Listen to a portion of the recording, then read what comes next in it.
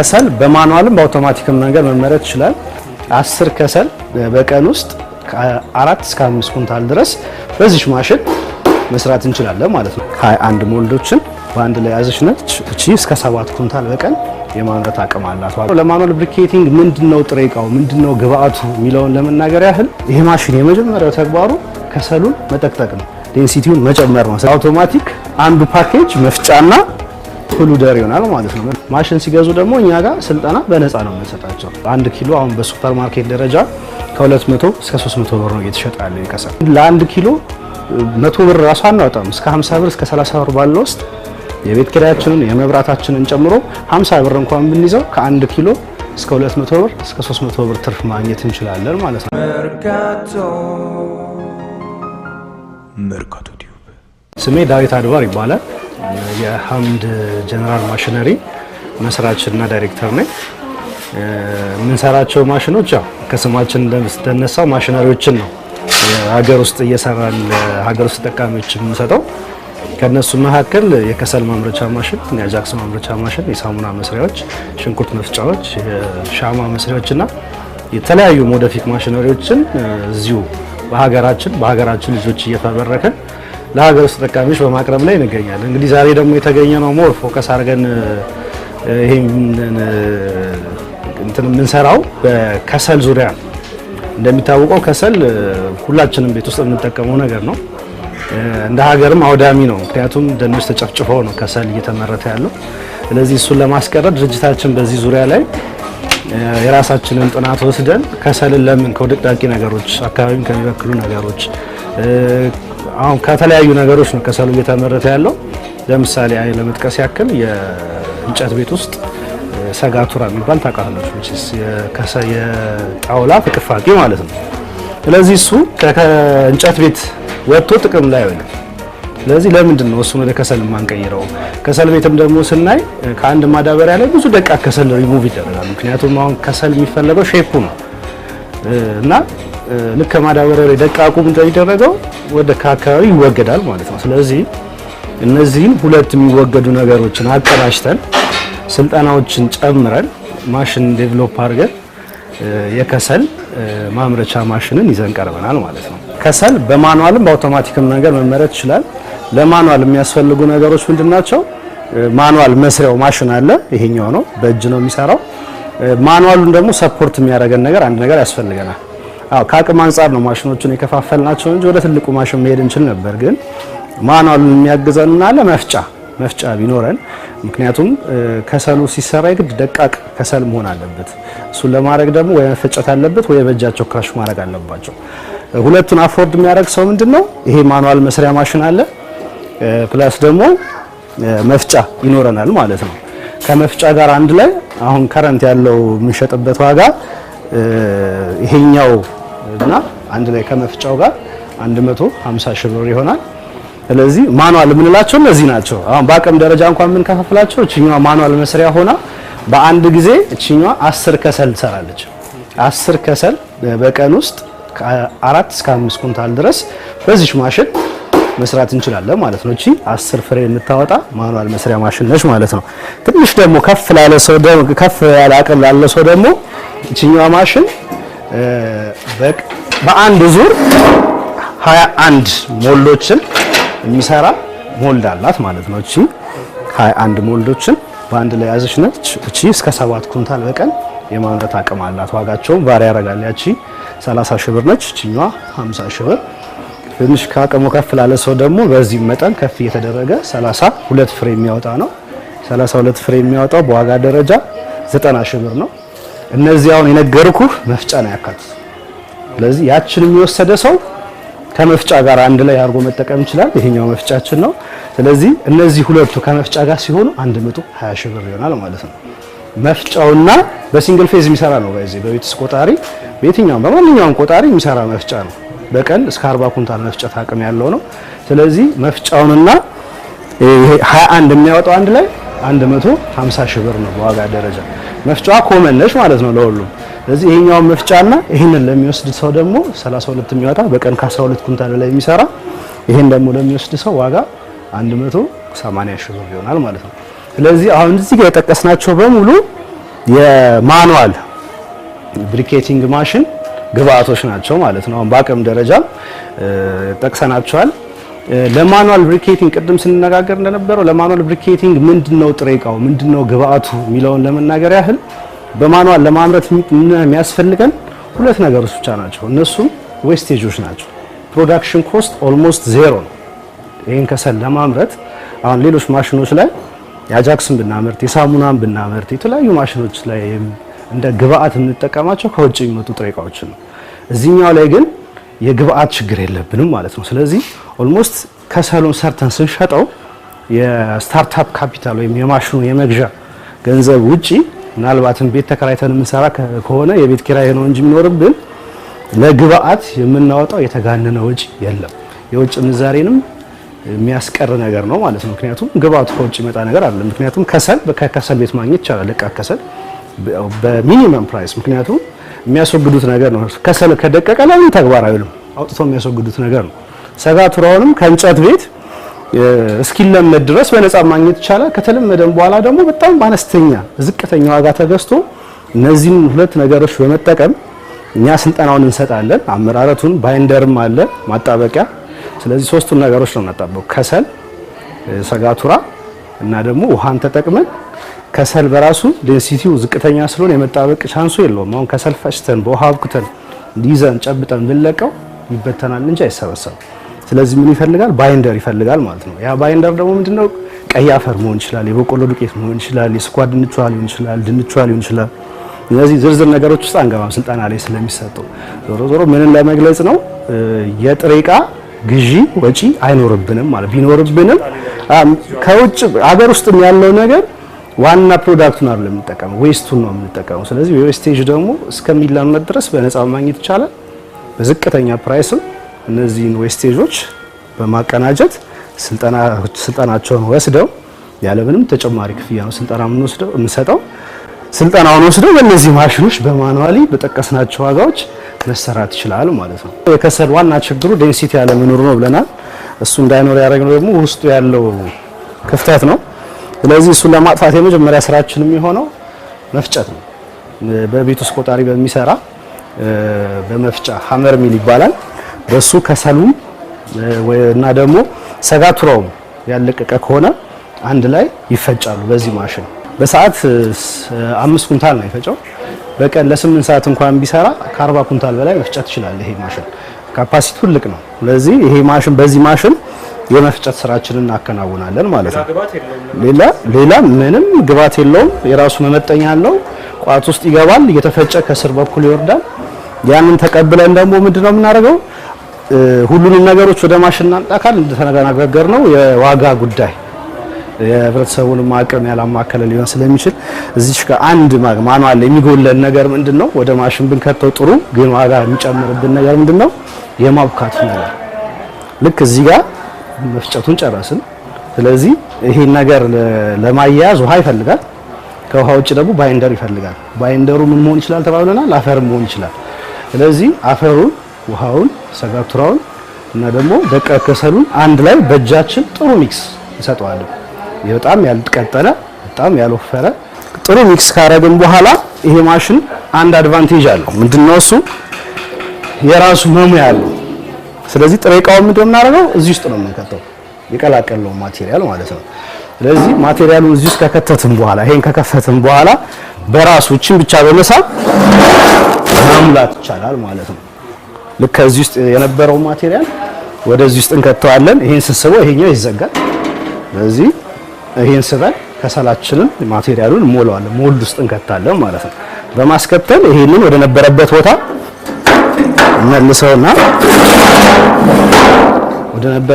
መልሰውና ቅድም ለመነጋገር እንደሞከር ነው የከሰል ዋናው ደግሞ ምንድነው? ዴንሲቲ ችግር ነው ብለናል።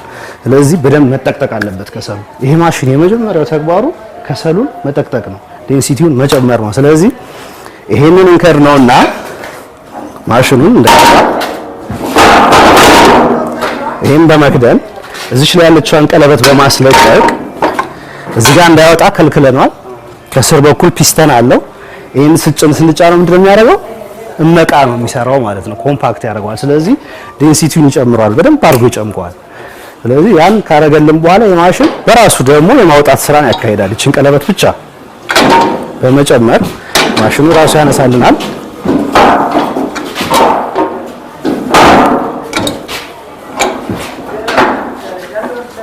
ልክ ቀለበቷን ካረግን በኋላ ኮምፓክት ካረግን በኋላ ከሰሉን ወደ ላይ የማውጣት ስራ ነው የሚሆነው ማለት ነው።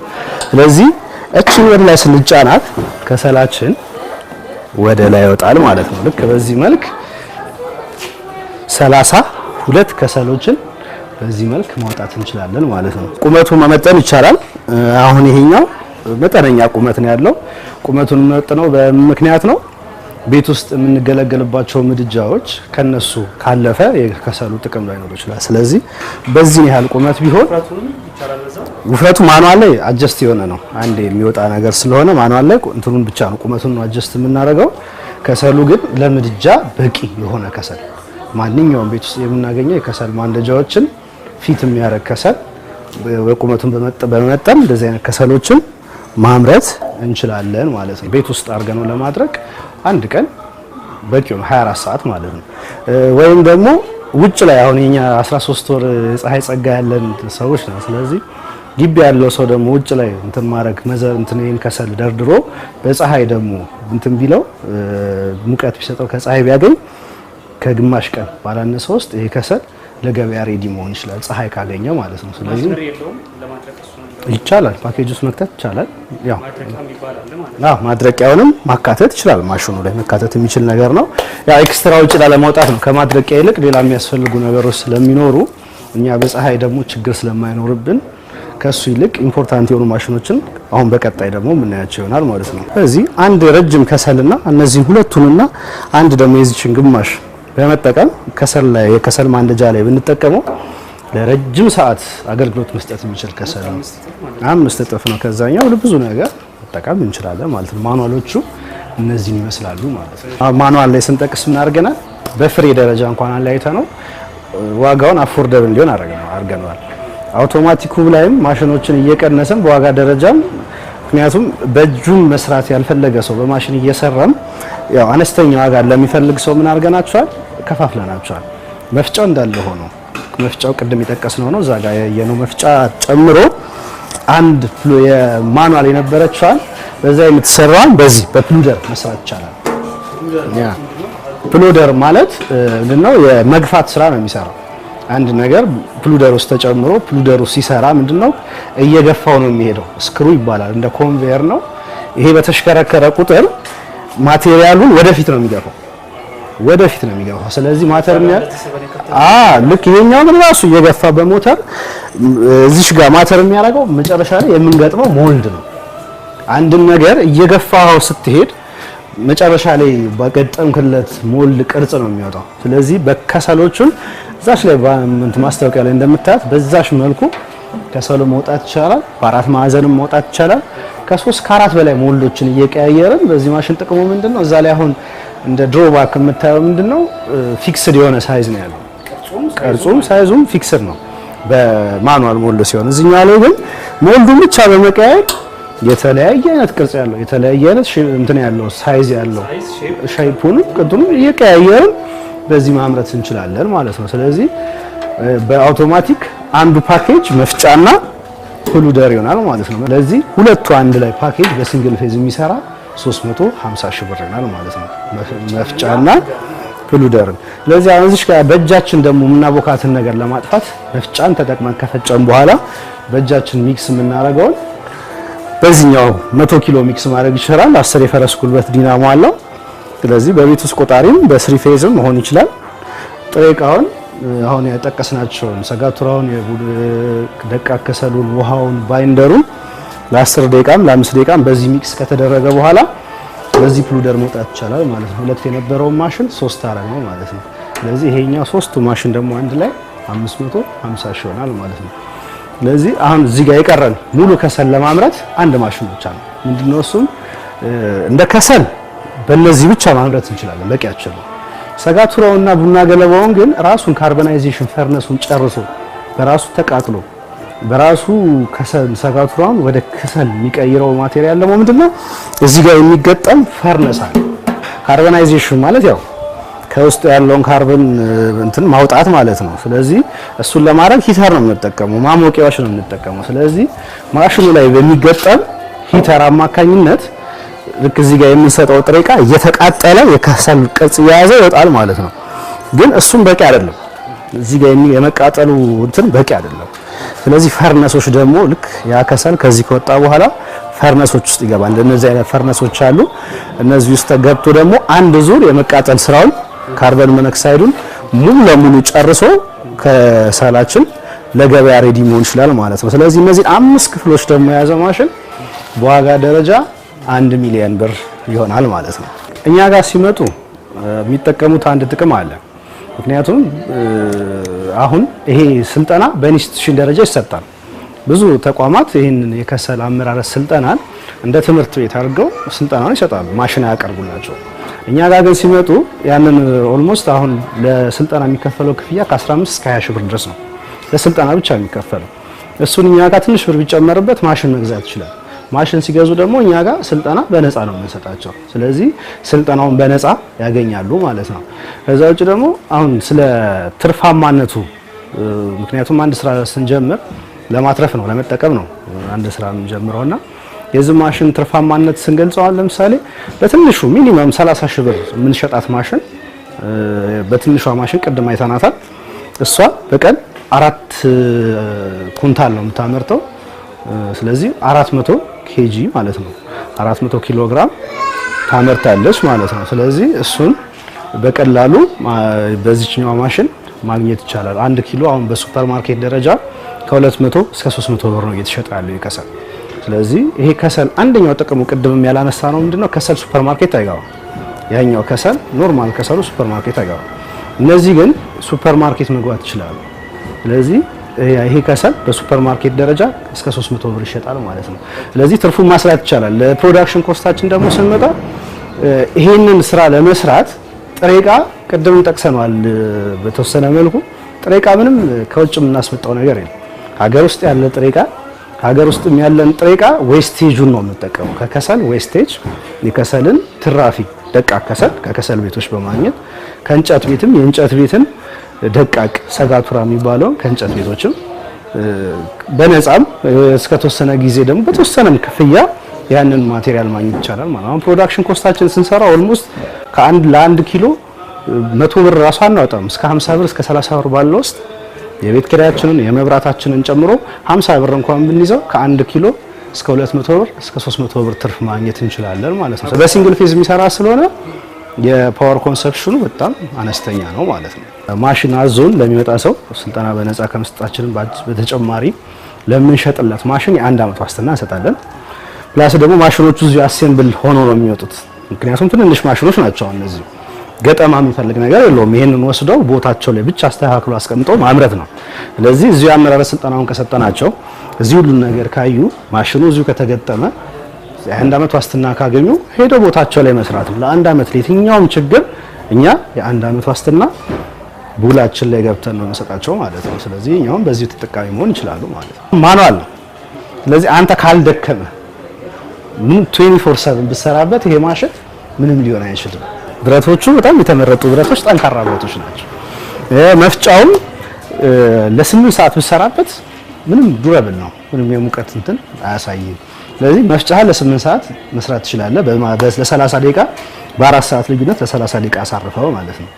ስለዚህ በ4 ሰዓት ልዩነት ለ30 ደቂቃ ካረፈ መፍጫው ፐርፎርም ማድረግ ይችላል። ያን ያህል ሰዓት በቀን ውስጥ 8 ሰዓት ከ8 ሰዓቱም በኋላ የመስራት አቅም ችሎታው ካለህ 30 ደቂቃዋን ጋፑን እየፈጠርክለት ሞተሩን እያሳረፍ መቀጠል ይችላል። ይሄኛው ግን አንተ ካልደከምክ ምንም ብትሰራበት ችግር አያመጣም ማለት ነው። ሜካኒካል የሆነ ነገር ስለሆነ ሞተሮቹንም በ4 ሰዓት ከተቻለም በ3 ሰዓት ልዩነት በማሳረፍ እንዳይግሉብን ሌላ ተጨማሪ ወጪ እንዳያስወጡን ሞተሮቹ እነሱንም በዛ መጠን እየጠበቅን መስራት እንችላለን። ስለዚህ ወርኪንግ አወሩ ሊሚትድ አይደለም፣ በፈለግነው ሰዓት መስራት እንችላለን። ማሽኑ የ1 አመት ዋስትና ይሰጣል ሲባል ይሄ ማሽን ለ1 አመት ያገለግላል ማለት አይደለም። እኛ ግን በ1 አመት ውስጥ ያለምንም እንከን ይሄ ማሽን ያገለግላችኋል እያልን እንጂ ማሽኑ 5 አመት የምትጠቀምበት 10 አመት የምትጠቀምበት ከዛም በኋላ ብልሽት ቢያጋጥመው እኛ ጋር በተመጣጣኝ ክፍያ። ምክንያቱም አሁን ሀገር ውስጥ አንድ ማሽን ሲመረት አንዱ ጥቅሙ ምንድነው ከቻይና ኢምፖርት ዲዮና አንድ ነገር ቢሰብር ያ እቃ ቻይና ድረስ ተፈልጎ ተገዝቶ ውቅያኖስ አቋርጦ ስንት ፕሮሰስ ተደርጎበት በዶላር ውጭ ተደርጎበት ጊዜ ጠብቀህ ነው ሜንቴን የሚደረገው። ስለዚህ በጣም ብዙ ነው ኮስቱ። ይሄ ግን እዚሁ ሀገር ውስጥ በእኛው ልጆች የሚሰራ ነው። ስለዚህ እዚሁ የተበላሸን ነገር እዚሁ መጠገን፣ እዚሁ የሰራውን ነገር ራስ መጠገን አይከብድህም ማለት ነው። ስለዚህ እንደ ጥቅም ስታየው ከውጭ ከሚመጡ ማሽኖች እኛ ሀገር የሚሰሩ ማሽኖች ለሜንቴናንስ ምቹ ናቸው ማለት ነው። ዛሬ ትኩረት አድርገን እየሰራ ያለንበት ቪዲዮ የከሰሉን ነው። ከእናንተ ጋር በቀጣይነት የምንሰራው ስራ የሚሆነው ምንድነው? እኛ ሀገር ውስጥ ብዙ ማሽኖችን በእኛው ሀገር ልጆች መሰራት እንደሚችሉ አሳይተናል። እሱንም ኢትዮጵያ ታምርት በኢንዱስትሪ ሚኒስቴር በተዘጋጀው ባዛር ላይ ተሳታፊዎች ነበር። በዚህ ዓመት በተዘጋጀው ባዛር ላይ እሱንም ለጠቅላይ ሚኒስትሩ አቅርበንም ጥሩ ፊድባክ ያገኘንበት ነው። የቦታ ምንተን ብዙ ነገር የተመቻቸልን ያለበት ሁኔታም አለ። ከዛ ውጭ ደግሞ አሁን መገኛችን አሁን የምንገኝበት ቦታ ሳሪስ ሀና ማርያም ወረዳ 11 ጀርባ ወደ ወጣቶች ማዕከል በሚወስደው መንገድ ነው። ከታች በተቀመጡት ስልኮችም ደውለው እኛም ማግኘት ይችላል። ማሽን እኛ ዲሊቨር ለማድረግ የሚፈጅብን ቀኖች እንደ ከስተመር እንደ ብዛቱ ነው። ስራ ሲበዛብን እኛ ባሉ ልጆች ውስጥ ያለውን ስራ እንሰራለን። እኛ ጋር ባሉት ልጆች ስራ ደግሞ ሲበዛ አውትሶርስ ማድረግን እናሰራለን። እዚህ ጋር ዝም ብለን እኛ ጋር ያሉት ልጆች ብቻ የስራ ጫናው እንዲወጡት አንፈልግም። የስራ ብዛት ካለ አውትሶርስ አድርገንም ስለምናዘጋጅ ማሽን ትልቅ ማሽን ከሆነ ማክሲመም 1 ወር፣ አነስተኛ ማሽኖች ደግሞ ሲሆኑ እነዚህ ትንሾቹ ደግሞ ሲሆኑ ሳምንት፣ 10 ቀንም 15 ቀንም 20 ቀንም ሊፈጅ ይችላል ማለት ነው። እሱ እንደምንገባው አግሪመንትም ይለያያል። አዲስ አበባ ዙሪያ ላይ ያሉ ሰዎች አሁን አዲስ አበባ ውስጥ ላለ ሰው ይሄ ማሽን መጥቶኛ ጋር ውል ይዋላል። ስራ ማስጀመሪያ ዳውን ፔመንት አድርጎ ይሄዳል። ማሽኑ ሲጠናቀቅ ስልጠናውን ሲጨርስ ማሽኑን ያለበት ቦታ ድረስ ያለምንም ተጨማሪ ክፍያ እንልካለን። አሁን ክፍለ ሀገር ሆኖ ደግሞ አንዳንዱ የማይመች ሁኔታ ውስጥ ሆኖ ወደኛ ስልክ ደውለው በስልክ ብቻ ትዕዛዝ በመቀበል ልክ ማሽኑ ሲጠናቀቅ ባሉበት አድራሻ ትራንስፖርት እኛ አንሸፍንም። አዲስ አበባ ውስጥ ያለውን ትራንስፖርት ሸፍነን ከአዲስ አበባ እስካሉበት ድረስ ያለውን ወጪ ደግሞ ከዴሊቨር ከሚያደርጉላቸው ሰዎች ጋር በመነጋገር እስከ ቦታቸው ድረስ እናደርሳለን። ስልጠናውን ደግሞ በኦንላይን በቴሌግራምም ዋትስአፕም በኢሞም ሊሆን ይችላል። ስልጠናውን ባሉበት ቦታ እንዲወስዱ ማድረግ እንችላለን። ፕላስ ደግሞ ውጭ የሚኖሩ እህቶቻችንም ወንድሞቻችንም ማሽኑን ለሚፈልጉት ሰው በስጦታ መልክ ማበርከት ይፈልጉ እዛ ሆኖ እኛም በኢሞም በቴሌግራምም በዋትስአፕም እኛን ኮንታክት አድርገው ሰርፕራይዝ ማድረግም ይችላሉ። እነሱ ሳያውቁትም እኛ ሁሉ ነገር አጠናቀን ያሉበት ቦታ ድረስ ማሽኑን ወስደን ስልጠናውን ሰጠናቸው ስራውን ማስጀመርን እንችላለን። ስለዚህ ውጭ ሀገር ላሉ እህት ወንድሞቻችንም እንደዚህ አይነት ስራዎችን መስጠት ጀምረናል ማለት ነው። እሺ ታንክ ዩ። መርካቶ